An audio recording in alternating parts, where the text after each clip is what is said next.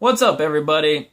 So, we're going to talk about identity politics. It's a waste of time. And if you're worried about your kid being in a bathroom with somebody, your kid's raising has as much to do with me as I had to do with the conception of your child. And if you had to ask me how to raise your kid, I will say throw in a wood chipper. Don't ask me questions that have nothing to do with it because you're going to get a sarcastic, terrible answer that you don't want to hear.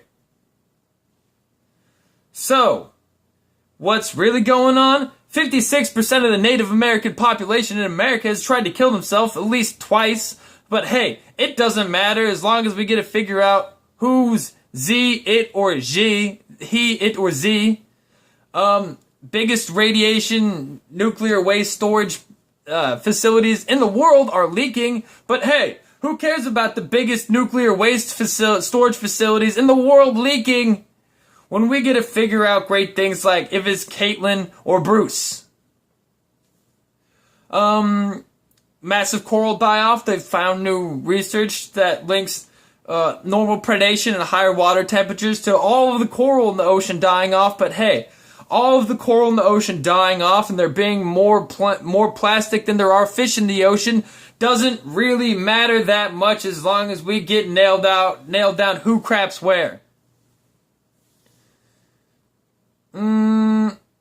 America's at war with people that we seem to be creating more war, endless war, some sort of war we're never going to get out of that requires an unending amount of money and ever greater surrendering of our freedoms.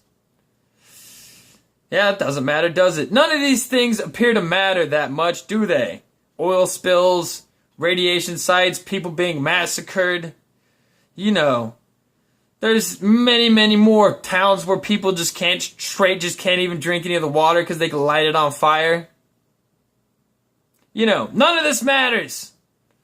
Not as much as figuring out who the bigot is for what words they use.